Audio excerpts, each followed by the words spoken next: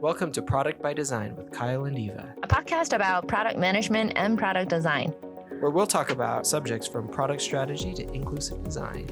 Every episode, we just have a good conversation about all the things that you may already know or not know, and occasionally we'll have a guest from maybe engineering or other product managers and designers to talk about all these topics.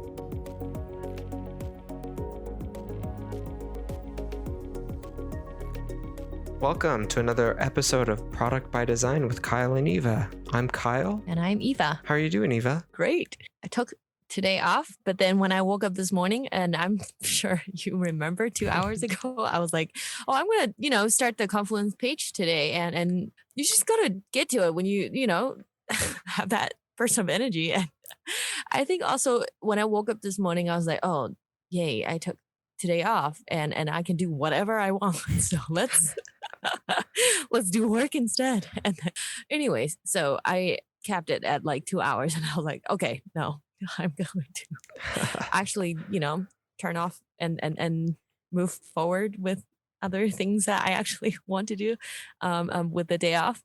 So here we are. I am off officially. How are you doing?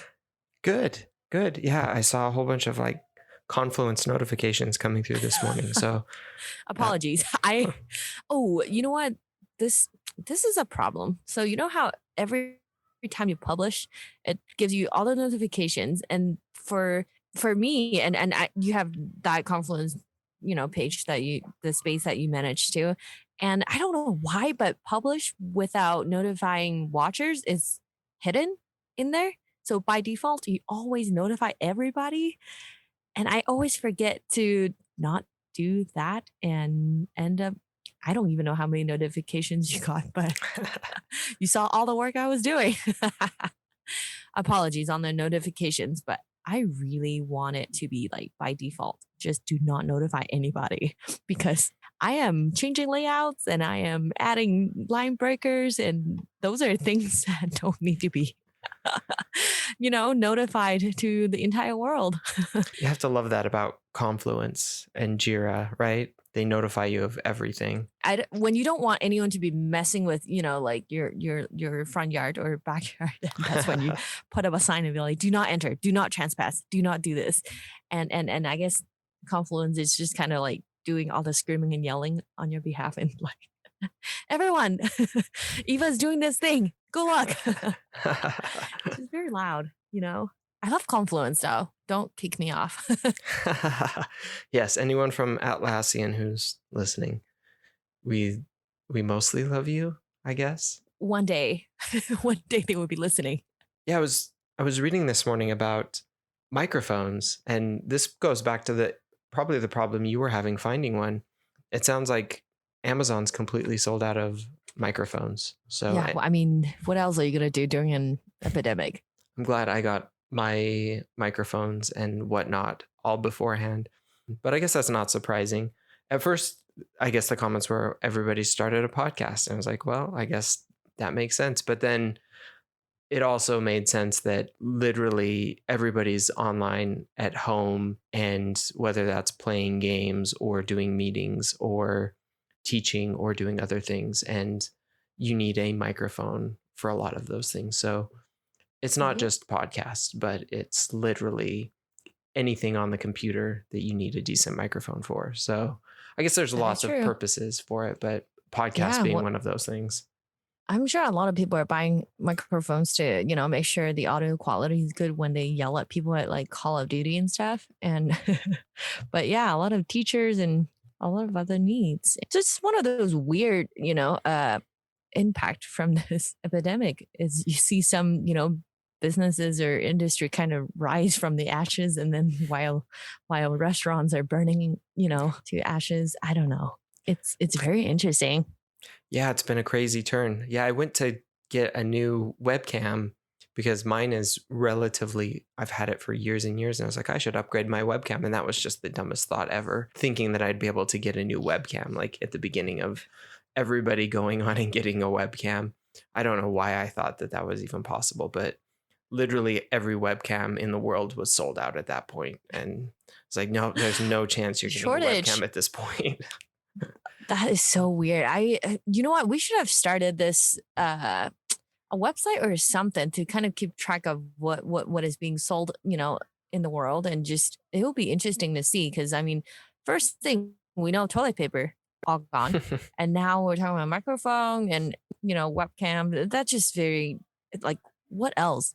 What else is being sold that is just weird and random? That's a really good question. I think we're gonna have to go find that out after the show. Maybe we'll post it in the show notes if we can find it. What is sold out and what is there in abundance of, and see if we can find some graphs. That would be really fascinating. Probably be very interesting. And I can tell you, I was looking for an Instant Pot because what else am I gonna do? And couldn't find one. And then, I mean, I found one at Kohl's eventually, but yeah, now we are making yogurt and all kinds of stuff at home because we're eating at home like 90% of the time now. I mean, actually 100% of the time. It's just making food at home 90% of the time, and 10% is just ordering curbside pickup. That is everybody. Have you tried making sourdough bread yet? I guess is the question. No, that's like a level 30 task. I think we're easing into it, but we did take a bread making class at one point, so we're ready. Okay, I'll be interested in how that goes because apparently that's the thing now. Okay. You know what? One more thing that I noticed was sold out at Trader Joe's, flour, and also couldn't find that at Whole Foods. And I'm like, what is going on? Flour being sold? Oh, you're Everyone's late. making bread? Yeah, you're late to the game if you're looking for flour. We had to actually go get some from my mom who to make cookies because flour is gone literally everywhere. You won't find it anywhere. Cookies is a luxurious item. It is, but it's things in an epidemic. Yes, but we make sugar cookies for holidays. So St. Patrick's Day and Easter, we've celebrated both of those, and we make some awesome sugar cookies with our kids. And so we usually only keep enough flour on. We don't bake a lot, but we have flour to make sugar cookies.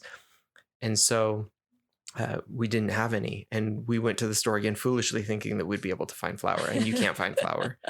And so we went to my mom, who fortunately is a huge baker and had enough flour for us to get some from. And just in case she didn't have enough flour, she also has a mill that she can mill her own flour. So she's like, oh, don't worry. If I run out, we're going to be able to make our own. So I had this visual of like this Amish family just like traveling to another family, like, oh, may I borrow some flour? Yeah. This So is very, very old school. Oh, she's ready. Yeah. My parents, they're ready. We got a big tub of flour from her so we can make cookies. And then if it continues on and we have to mill some flour, like we'll be ready, I guess. Yeah, forget about the Instant Pot. Why did I find an Instant Pot? I need that meal. That is great. Yeah, sounds like we're all surviving in different ways through this epidemic. But yeah, so that'll be our next podcast episode is milling your flour to make sourdough bread and sugar cookies. Join us next time. That's great. But yeah, that's good. Should we get into it? Yeah. So today we are going to be talking about product managers and product designers working together. How can we best accomplish that? And how do we work together as product managers and product designers and teams? What are the best ways to do that? And how do we kind of accomplish that in order to reach our goals as product development groups? Let me pose that question to you, Eva, to kind of kick us off. What is the ideal structure for product management and product design working together? What do you think? Before I get into the serious answering of the question, I just want to warn you, I sound like I'm crying. It's because of allergies. It's not because of this this question or this relationship of like product manager. What did I feel about them?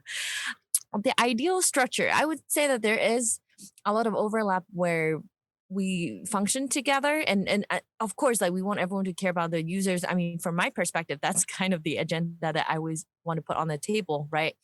And then for product managers, and correct me if I'm wrong, is that from that perspective, for me, I want to know, okay, like what are the business requirements? What are the, system requirements? And in that we might have, engineering involved in that too. But I think the ideal structure is that we come together and share what we know about, all the constraints and limitations and what we're trying to accomplish. And I would say on the ground level, I remember meeting with my product manager, not official meetings, but talking almost every day about different tasks of like, okay, what's coming up, what's going on, and also is there anything that we need to supplement to the task that we've written or designed, or any changes that come through the door.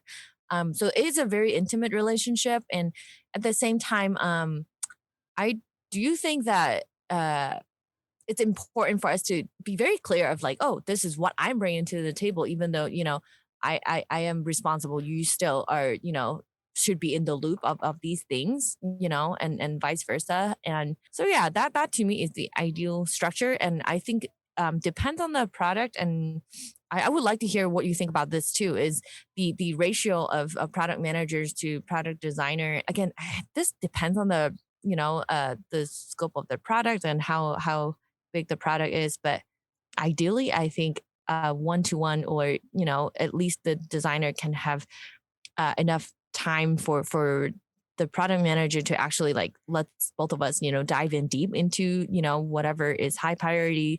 That to me is kind of the bottom line, and it might not be for us it's not a one-to-one ratio, but then some of the products don't require as much attention compared to some of the ones that have more users. So yeah, I just gave a non-answer answer, and I want to hear what you think. For me, I think it somewhat depends on the product and the teams and everyone involved. Generally, when I'm thinking of a good product development team and the focus that they have, I think that the ideal structure of a product manager and a product designer is definitely that one-to-one dedicated relationship and dedicated structure, so that the focus can be on what is the right experience and what is the right value creation within that product. Now, of course, every product is going to be a little bit different.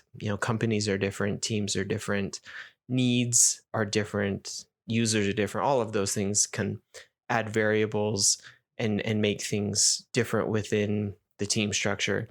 But when I think of like an ideal scenario, that's definitely what I'm thinking of, is that having a dedicated product manager and a dedicated product designer for me is definitely the ideal scenario, so that you can really have the mind power focused in on bringing the right solutions for both the business value and the user experience. And so that's definitely for me what the ideal scenario would look like. So I guess shifting gears from that, what about scenarios when you don't have the ideal? How do you handle those? Because you kind of touched on it a little bit. I think rarely do I feel like we're ever in the ideal scenario. So how do we handle Right. that? Yeah, I guess I definitely jumped the gun and just answered all the questions already, and totally, and I do agree that the most ideal is the one-to-one ratio, and right now, I guess looking at on our table of what's going on, and yeah, a handful of our products are not getting as much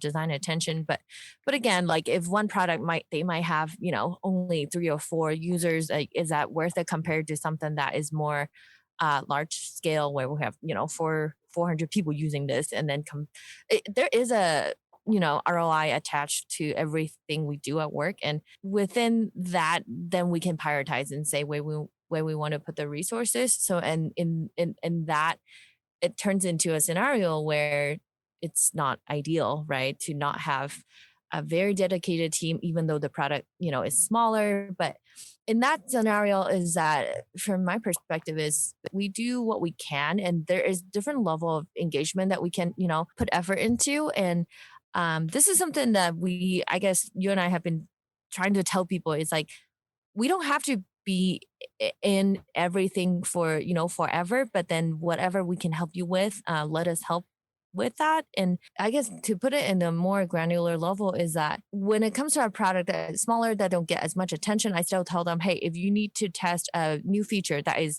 you consider that being a very important feature, or very with a lot of ambiguity, we can still jump in and help you and give you the time. Even though it's again not ideal that I can sit there, 8 hours a day for the entire week forever, to be on this journey with the product manager. And it sounds really harsh, but then it is really difficult to give all. And when I do think that when I try to do everything for everybody, that's when it's easy for us to fail, because then we are not doing a good job, in anything we do, right? Because we're not able to do deep dive where it deserves the attention. And so, yeah, for the not ideal scenario, we kind of still put the appropriate amount of attention to their high priority tasks to try to help as much as we can. That sounds really pessimistic, and I'm hoping I want to hear what you think, and it hopefully doesn't sound as pessimistic as mine, or sound as harsh. But yeah, what do you think? Yeah, so I think there's a couple less than ideal scenarios. So I think the most common one, and you kind of touched on it, is when we don't have as many dedicated product designers as we do product managers. And that's the one that I've definitely run into the most frequently, where product design is under resourced compared to product management, where we have a number of product managers across the products that we have, and we don't have as many product designers. So the product design is kind of split between a number of different products in order to do the research and do the design and do all of the other things. That's probably a common scenario that I think a lot of us have probably experienced. Given that it's not that one-to-one relationship, how do we handle that exactly? I think that it kind of depends, again, going back to each scenario. Ultimately, no scenario is ideal, and we have to play with the cards that we're dealt. But I think that we can really focus in on what are the most important things that we can be bringing to the table. And obviously focusing in on the fact that, one, having product management and product design represented is, first off, let's take a moment just to recognize that that's like a huge, good, important thing, because a lot of times that's not even available at a lot of places. So if we have that scenario, even if it's not ideal, that we're in, like, we've moved into a very good place to begin with. And then really focusing in on how do we maximize the value that we can create with that. And so being able to prioritize where is it that we can do, from a product design perspective, do the right research, the right user flows, put in the right level of design.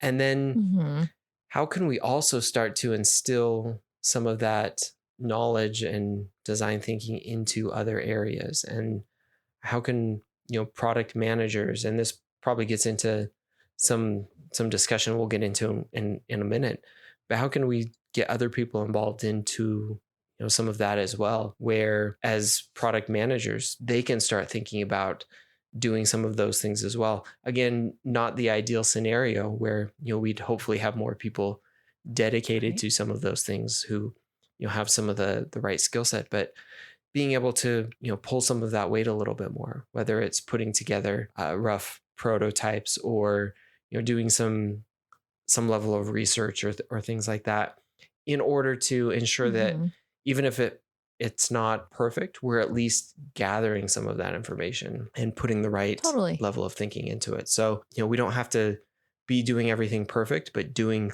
something is better than doing nothing at all. I think that that's, I agree, certainly part of dealing with not an ideal situation. And then if we're even stepping back into less and less ideal situations where we don't have product design at all, let's step back into that situation. the dark ages. Yeah, dark ages. How do we deal with something like that? Oh, there's so many things I want to unpack there. So, yeah, without a designer, it's really hard to kind of expect the engineers or even yourself to kind of, oh, what do I do with the interface? That's a very real problem that happens. And we've seen that happen on our teams where, back when we didn't have any designers, right? And the engineers ended up being the ones who are, doing that task, which in a way, it still has to happen in a, very invisible way, I would say. because we talked about in last episode where everyone is in a way designing the system. It just depends on what the output is. Back when we didn't have a designer to really control what happens on the interface or kind of summarize all these needs and translate those things into a interface to encompass all the needs. Back then it was really tough, and engineers were very like frustrated because you were coding and all of a sudden it's like, wait, but where do we put this button? But what happens if, the system state changes, and how do we show that? And what is the most ideal way to show that? And we ended up with one of our legacy products that we just retired. And that was a kind of Frankenstein product where the notification all looks different, and the way that the notification was built was also very different, even on a technical level, how it was built. And so that was very difficult to deal with. But then at the same time, I think nice thing about living in, like 2020, is that there is a lot of kind of out of the box solution that you can use, and UI kits and stuff that kind of give you that jump start to say, okay, at least we have a bunch of components that we can, pick off and say, okay, let's use, this UI kit so that we don't have to build from scratch and end up with something that maybe the contrast is not going to look right or color palette is going to look funky. So that's kind of one of the many tools that we have nowadays. Again, it's a luxury that we didn't have, I don't know, 10, 20 years ago. So if you don't have a designer, definitely go, use something that was done for this particular, purpose. And also, I would say there is this article that I always refer back to from the Norman Nielsen group, which is the 10 heuristics by Jacob Nielsen. And this is not like a perfect design guide, but it gives you 10 different basically rule of thumbs and say, okay, make sure you help the user to understand what the system is doing. Just these very straightforward guideline to help you avoid some of the, unfortunate scenarios that you can run into if you don't have a designer. And those are things that I think are very good tools to use to help you to really ease the pain. But then I would also highly recommend to recognize anyone on your team, let it be an engineer or analyst or whoever. Some people are just really design minded or UX minded. Identify those individuals and try to, I mean, it is not their full time job, right? At the end of the day, but feel free to just reach out and say, hey, what do you think of this? And, just to get a gut check at least. And the worst thing you can do is work in a silo, right? And even me as a designer, a product designer, UX person, whatever your title is that is in the UX realm, like we do the same thing where we go and say, we don't want to design for ourselves. So we go reach out to another person and get that spectrum of input so that we cover more than, what we know. Right. So I do think that there are ways to kind of, again, it's not the ideal, it's not a solution, but it's kind of a painkiller at the moment, depending on what you're working on, and just pick up the right tools to, again, ease the pain. So yeah, that's kind of what I think when it comes to non-ideal scenario there. And a second ago in your answer, there was something that you said that I thought was also very interesting too, is right now we have the problem of having, a lot of product managers and not enough product designer, right? And I thought about this upcoming test that we're running, and it informs not just one product, right? When it comes to the test that we're running is the low time perception test that I'm thinking, where it can help not just the product that I'm working on right now, where it can help other products that I don't have time to say give full attention to. And I would say when you do any work that can be, the result or the knowledge can be shared across the board, make sure you share those things on your team, because I'm sure there are other, product managers or other designers that are kind of seeking for the same pool of knowledge, and it can help to not, I guess, someone else is going to have the same idea and be like, oh, I want to find that out too, and then you end up running the same test in two different times. You don't want to do the work again if someone already has done it. And so yeah, there's that too. Those are some of my thoughts on that topic. But then at the same time, I wonder what happens if it's the other way around, where for us it's not enough designers and we have enough product managers. But then I imagine, like, really, what would happen if you have not enough product managers but too many designers? Have you ever been in that scenario? Kyle? I've never been in that scenario. That would be really interesting. I'd say right Right. now we're in a scenario of too few product managers and way too few product designers. So I'd have to really think hard about a scenario where you have, What would happen? yeah, more product designers and not enough product managers. That'd be a really interesting one.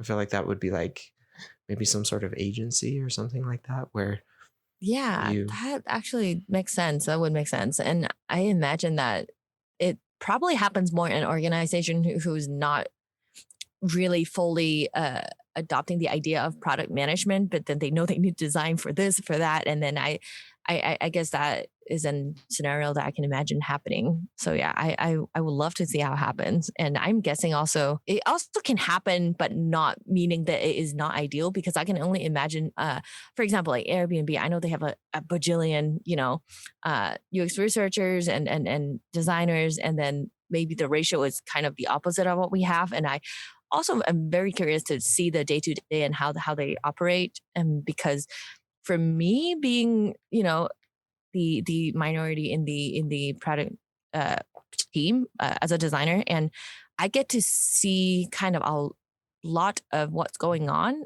with other products versus if you're one of the 300, then what part of the product do you know, or do you still know the entire life cycle of your product and user behaviors? I am interested in hearing if you are one of those people.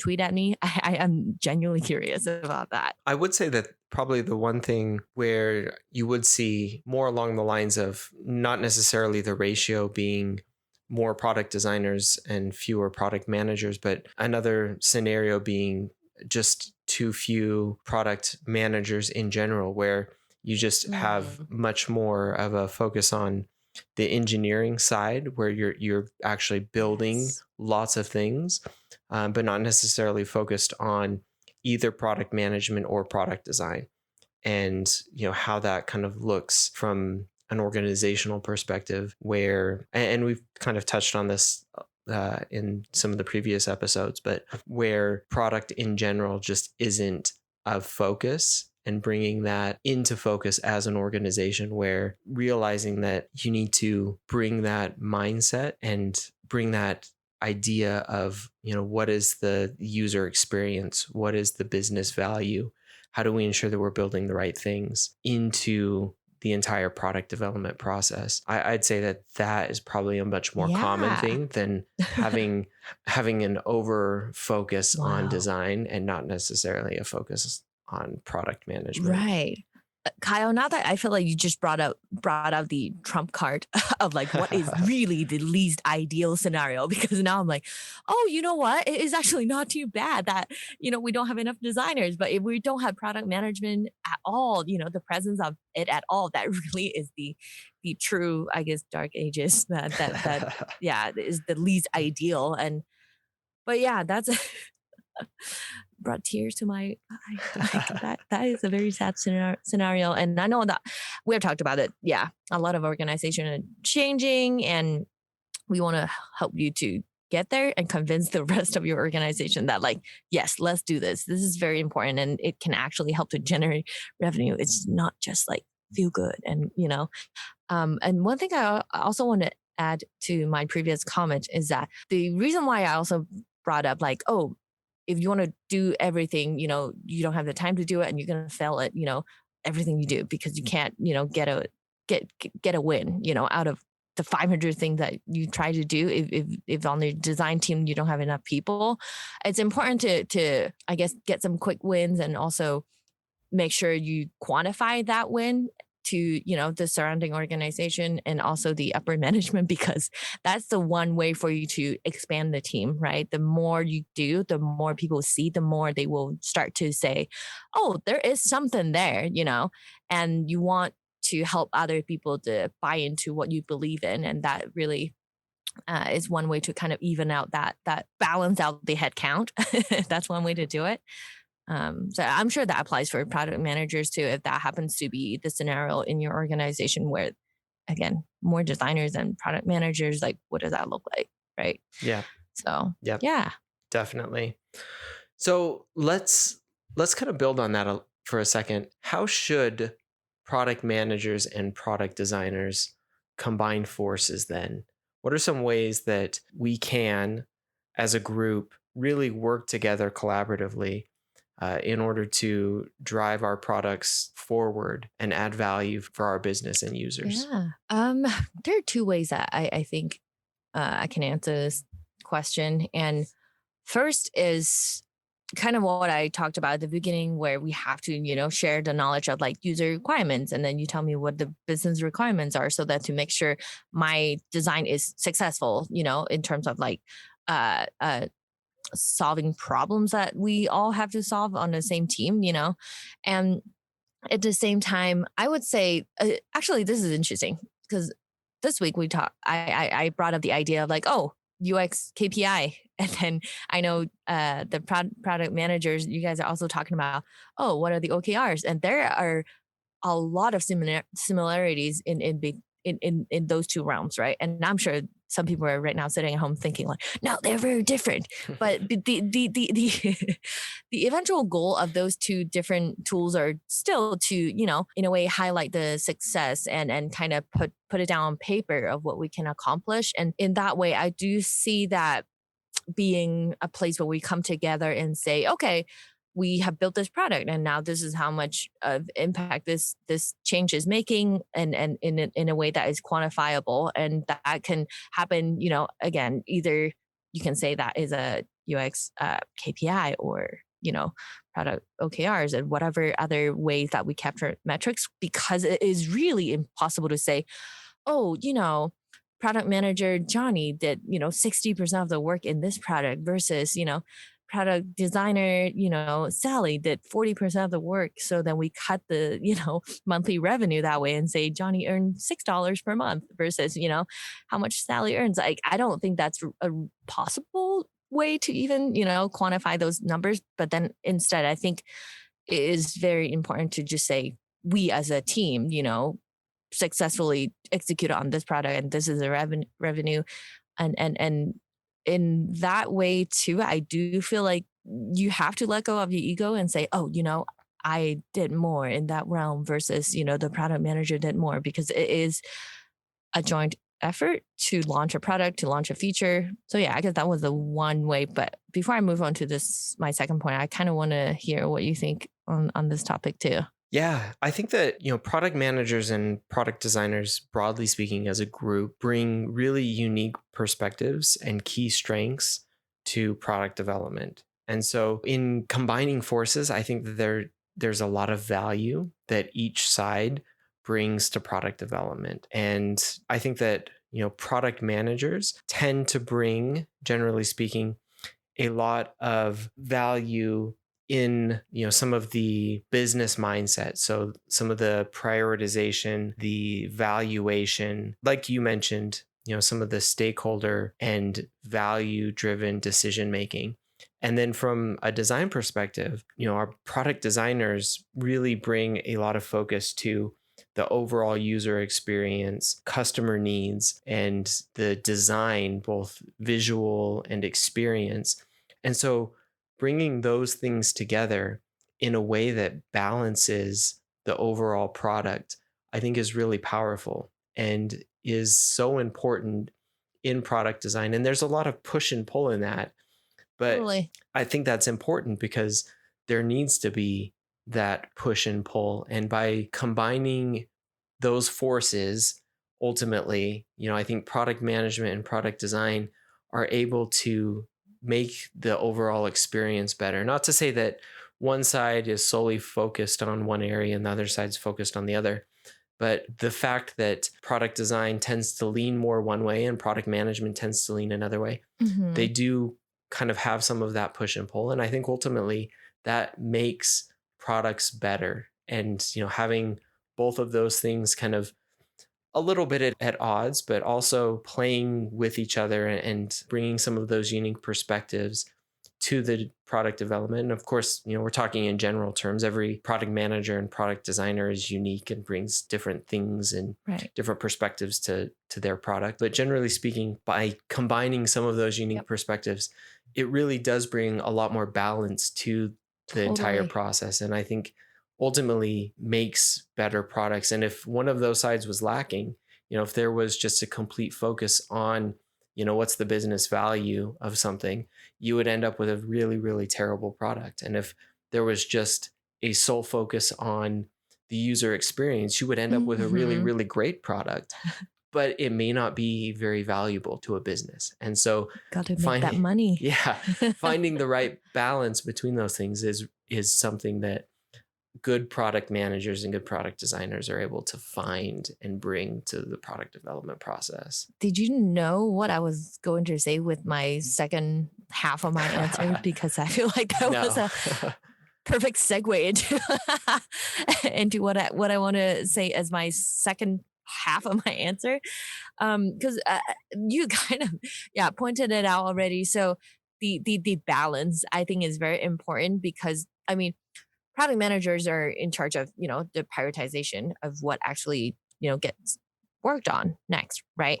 And a lot of the time, and again you kind of said it already, where we need to balance both, like, oh, what does a business need versus what does the user need, right? Two different groups, and sometimes they have very different interests. And really, if there is a business need for something but then the user does not need that at all, like what do we do with that? And vice versa, if user wants something but the business is not going to be seeing any benefits in implementing that feature, like I mean, I think there is a little more to kind of look into there, because you do want to build something that is delightful for your users, right? But then at the same time, if you're going to say, oh, we're going to spend 3 weeks for 20 engineers to work on something that is only for the users but not for the business, I think that's a very hard case to prove and say, oh, we are really bringing value to the organization. And again, back to using the example of what if it is entirely what the business needs, but then the users don't need this or don't want to do this at all. You're going to push away a lot of these long-term relationships that you have with your users, and they're going to see through that because they know what they need. They see that and they're going to be like, you know what, this is not built for me, goodbye. So then in that case, that business requirement becomes somewhat irrelevant, because if your goal is to build a product that users love, then that business goal doesn't serve that purpose. It is then, to me, irrelevant in a way, right?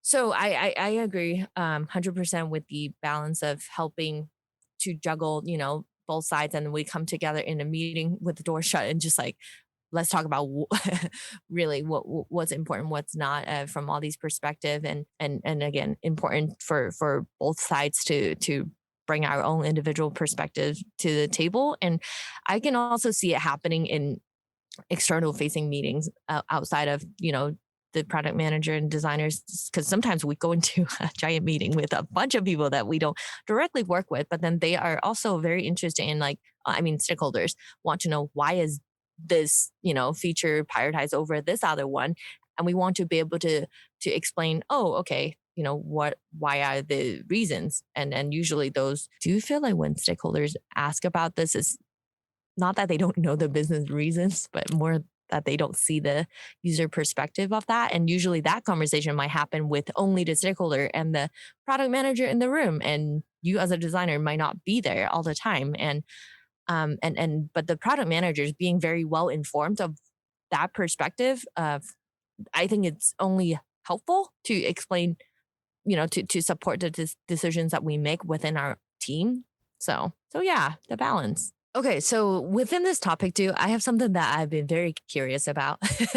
Is that just in general, how can product designers help product managers better? Like, what are some ways that we can really bring meaningful contribution to the table? I think it's a great question. I think that product designers, I guess, first off, help product managers immensely in, Thank you. Thank you. in so many different ways.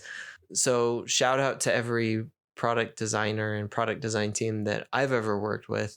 It's just been, I don't know where product management would be as a discipline without really without product design and that focus on just the user experience and the research and everything that the focus on design and users really brings to the table. So I think that is really the one of the big things and big takeaways is that it's such a huge focus for just product development in general. I'd say probably one of the areas that would be probably beneficial is understanding, and this goes for everybody, is understanding constraints. What are the constraints that product managers operate under? And I think that certainly certain product designers and user experience designers do really well at this, and others could probably do better at understanding some of them. I think in some of the past areas that I've worked in past products, certainly the easiest product designers and product design groups that I've worked with were the ones that understood some of those constraints, whether they were technical constraints, business constraints, or time constraints, just because then when it came to some of the design decisions that were being made, the product designer or design team could also help work within those constraints. And wherever there was conflict in the past, I felt those were the areas that they came up in, like when there wasn't a good understanding of what those constraints were, whether it was just not understanding some of the business constraints or technical constraints or things like that. So from a design perspective, understanding that product managers, while I think they could certainly, and I'll flip this question around in just a second, could certainly do better understanding design and as well as business and other areas. Product managers don't look at design as like a superfluous thing, generally speaking. I think every product manager wants their products to be well designed and beautiful and really functional and awesome. It's often the constraints that they're working under that kind of force them to either move faster or have to make trade-offs and those types of things. So at least having an understanding of those different things and constraints, I think would help bridge some of those gaps. So that's one area that I can think of. I like that. Yeah. Do you have a specific example, like just any story in your career where you're like, oh, I just want the designers to understand this constraint, but then why don't they understand? Oh, that's a really good question. Please name all the designers involved. Just kidding. Name names. Yeah, I just want to kind of hear an example of like how that all happened, and was there any tension in that, and how did you guys resolve that? Yeah, let me think. So this was several years ago, working with one of our user experience designers who was great, by the way, like in a lot of things, but very focused on great designer. And so I'll caveat that awesome designer, but keep going, more confidence. but wasn't really concerned with either like some of the time constraints or some of the business constraints, like I mentioned, that we were working under as far as getting the product launched, and some of the business concerns that one of the departments we were working with had. And so like timeline or kind of budget too? Yeah, timeline, the budget that they were working with, and then just some of the overall like business concerns that they had. So just how the business worked and how their department worked and things like that, which I think was partly structural. So we were in one of those scenarios where they were working across several different products. The design team was bigger. So there were, I don't remember how many designers, but they were working across, most of them had, 2 to 3 products that they were working across. So it wasn't a one-to-one. So they were juggling a little bit as well. So there wasn't the time to kind of dive deep into each product or business unit. And so there were some of those caveats as well. I guess not having that full understanding of both the product, some of the business stakeholders, and just that level of understanding. And so as we were getting into some of those things, we weren't able to move as quickly as they were looking for. And it was one of these, like, I don't know, I guess I feel like everything is time sensitive. So you Yep. try and convey that. This one was particularly time sensitive because we were willing to push everything else off, and Mm, we were working on doing that. Like, we'll push off everything else that you're working on for us if we can move this forward. But that still didn't gain us any didn't gain mm, us anything on the time. And then just working with some of the business as well as the customers, like there just wasn't that level of understanding. And so it just kind of went back and forth a whole bunch to where everybody in the end was just like unhappy, and we were unhappy, they were unhappy. Like it wasn't a good situation. And so I think having that kind of understanding up front mhm. just makes everybody less likely to go into those types of scenarios of Right. ending up unhappy with either the outcomes or the process, and more understanding of, here's the constraints that we're operating under. And, if we're willing to make concessions on other things, Yeah. what does that get us? Those types of things. So Totally. Yeah, that's a very helpful piece of advice to anybody really. And just that understanding why we can't do certain things certain ways, and why can't we spend, 6 weeks building something that is just delightful.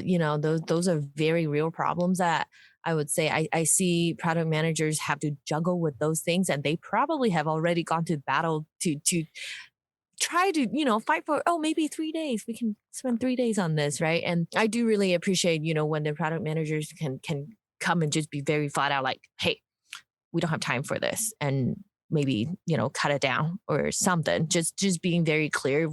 I really appreciate that as a designer, just because sometimes there is a very ideal scenario of what I want to happen.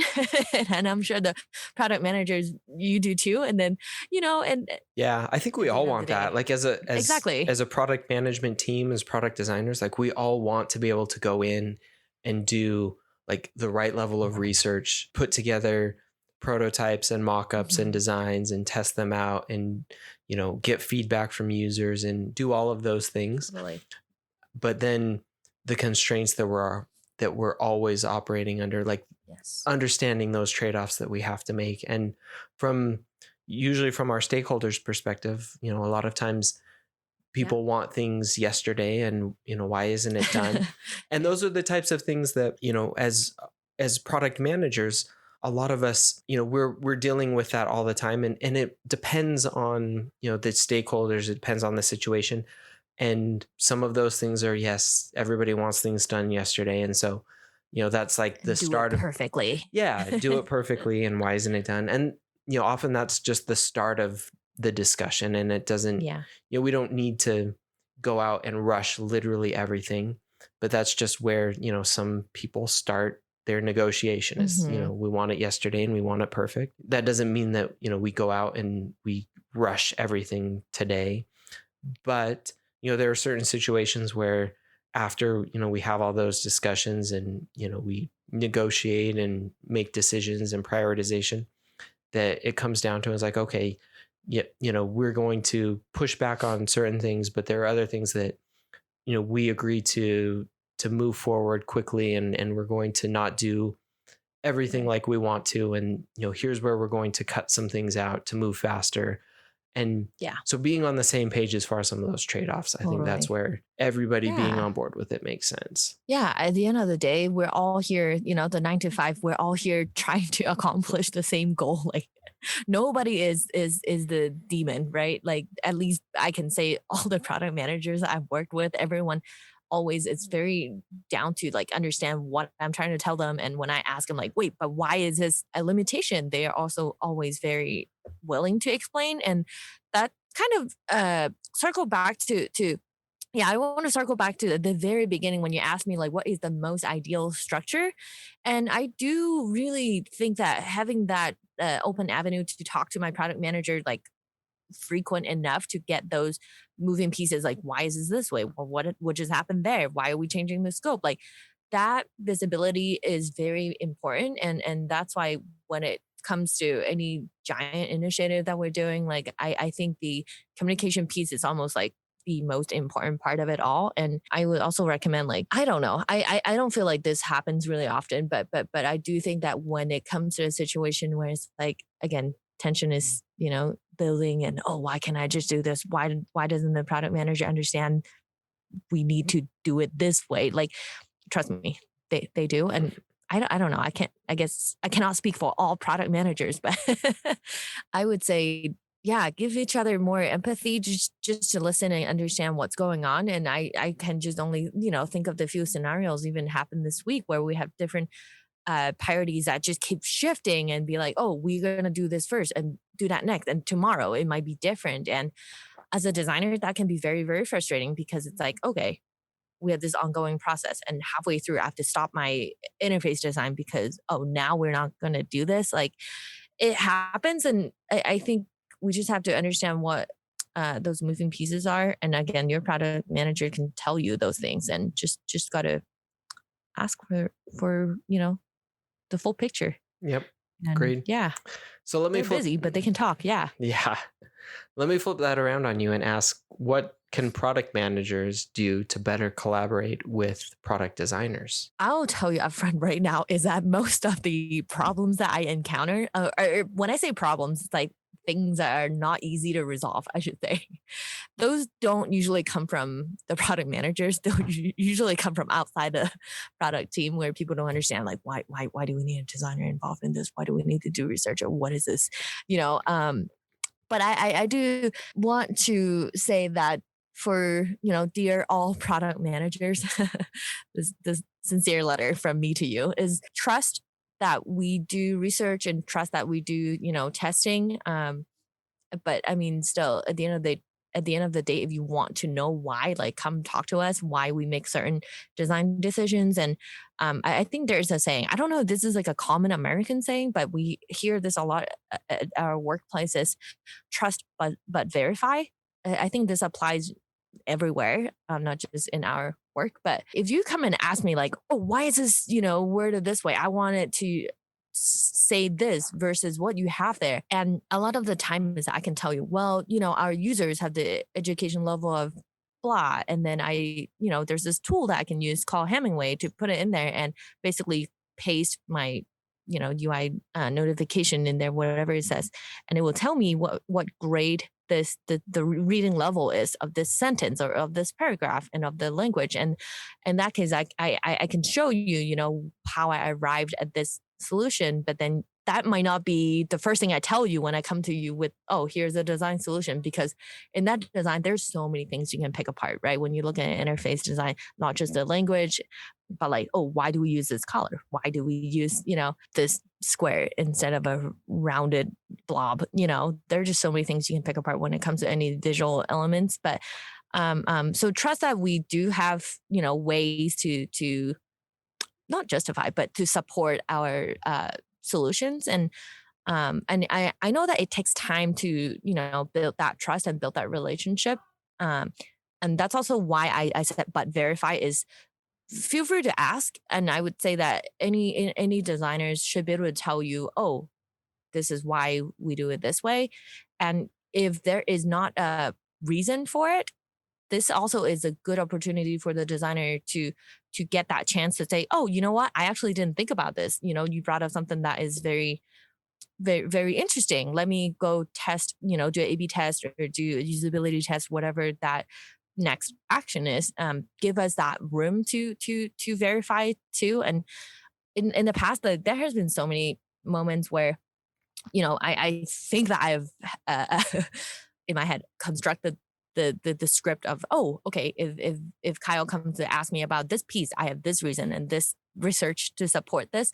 But then sometimes then Kyle might come to me and ask me something that I really didn't think that he was going to ask me about, within the design solution. And then I also would recommend to say, you're not sure, you don't know, but you will verify, right? Like that is something that I think is completely okay. If you feel, what is that term that they use? Psychologically safe at work. And if you feel like you have the right relationship with that person, like it really is okay for you to say, I don't know, but I will find out and I will iterate on this. Yeah, I would say as a designer, sometimes you have the perfect script. You just don't know what people are gonna ask about or something that I really have missed, And I again just ask for the empathy from all product managers to the designer and say, give us that room to verify. And we're all stressed, but we want to give you the best, solution that our product deserve. So yeah, I feel like that was almost like pleading with like, please don't don't hurt me. I will go find out. Uh but yeah, trust but verify. And then after you verify enough, I hope that you trust the designer enough to know like, oh, of course Johnny already, did the research on this one. But if you have doubt, do ask. We like talking about design. Awesome. Oh, I think that's great. All right. So last question, sum it up.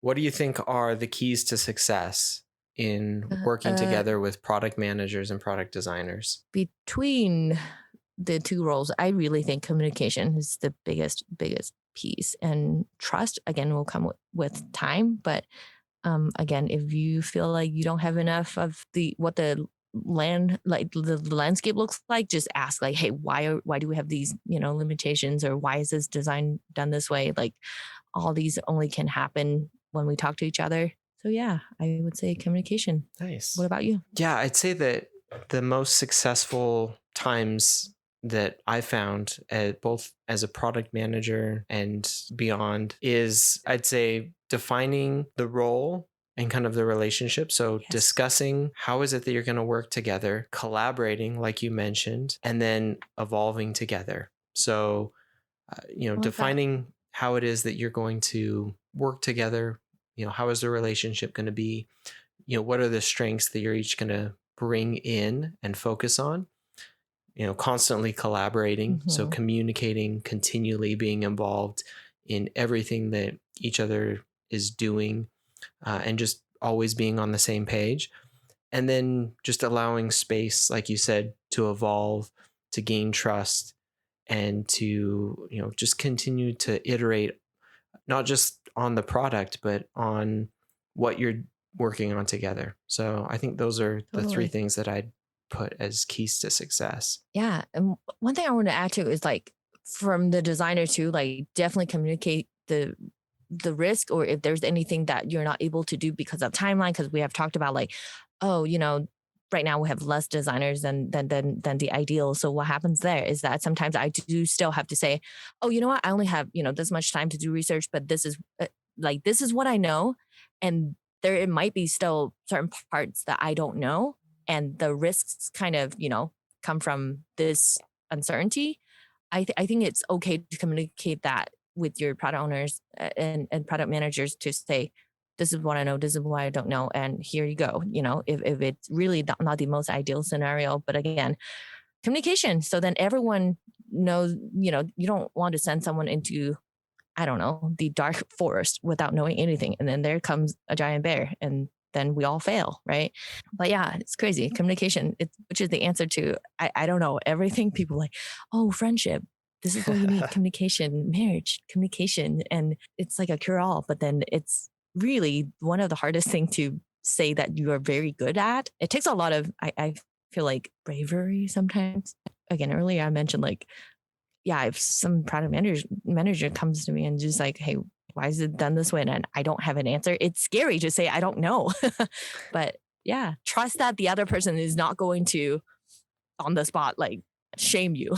So yeah. Cool. Well, I think that's a great episode. Did you have any shout outs for the end today? First, this book that I often refer to, called The User Experience Team of One by Leah Bewley. I have a hard time with all names, I figured, but she is now working at, I believe, at Envision, but then I didn't know that until I started getting like Envision newsletter or something, their reports on the design frontier landscape, something like that. And I saw her name and I was like, oh my goodness, it's her. And it's kind of the fairy godmother of UX to me. So it's really cool. And then earlier I was flipping through the book and I saw what's his name? Something Winslow Fitz. What's his first name? I cannot remember. Maybe I should do a shout out for him with more details next time. But he created the Fitz's law, which is really cool. Yeah, I'm going to talk about that next time. But yeah, his name was mentioned in Leah's book, and I think this book is the just the right amount of pages and then right amount of pictures in there. And yeah, I highly recommend it for anyone who's looking to understand really now, what I do as a product designer and more ideas of how to run tests or just to understand better what this job is about. Do you have a shout out? Always. So who is it? Let's hear it. Ermal Frazi or Phrase. So he was, and I alluded to this earlier, in the early 1960s, the inventor of the pull tab or the pop top soda can. Yeah. So an invention that still persists to today. It's obviously gone through some iterations and some changes, but rumor or legend has it that he was caught without a can opener at a picnic. And so it was like, allegedly, there has got to be a better way to open my soda can. And so went and invented the pop top soda can, which just is awesome. Like, shout out to that guy who was like at a picnic and like to all soda drinkers. Yeah. Yeah. So I'm continuing with my shout out to soda. Your addiction. Yeah.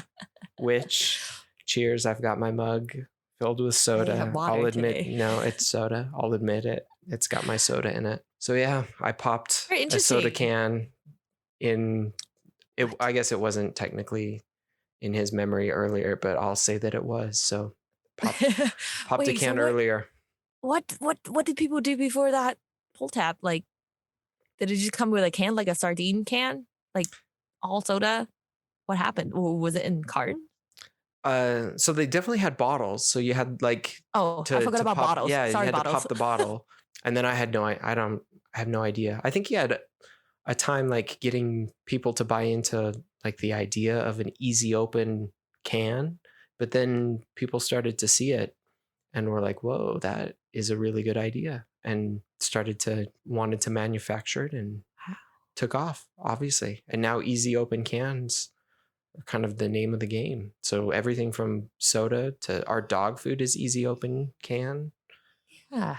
Oh, my cats are definitely enjoying that pull tab where I pop it open immediately. All three of them just rush over. Yeah. Imagine if you were using a can opener or something, like just how less enjoyable that would be. Yeah. I'll be dead by now. My cats will be like, no, you're taking too long. Yeah. I'll kill you and take your food. Yeah. They'd be so scratching your face off. Yeah. Then I'll turn into Catwoman. I believe that's how it happens. From my memory of, what is that movie? Batman, something. One of the many ones. Yep. Anyways. Cool. All right. Well, thanks everybody. Do you have anything to plug? No, we got to plug. Yeah. Your Twitter, right? Do we have a Twitter yet? Yeah, we do. We haven't really used it. It's we will now. Yes, we're gonna get it going. Prod by Design. Yay! And Kyle, your personal Twitter? Kyle Larry Evans. Yep. And mine is I believe it is YANCHAUCHAU Jan Chow Chow. Find me, and we will talk to you later. Thanks. Thank you. Bye-bye. Thanks for listening. If you enjoyed this episode, be sure to subscribe on your favorite podcast app. You can find out more about us and our podcast on our website at productbydesign.co. You can also follow us on Twitter at prodbydesign. That's at prod_by_design. You can follow me on Twitter at Kyle Larry Evans. And you can also find Eva on Twitter at Yan Chow Chow. See you next time.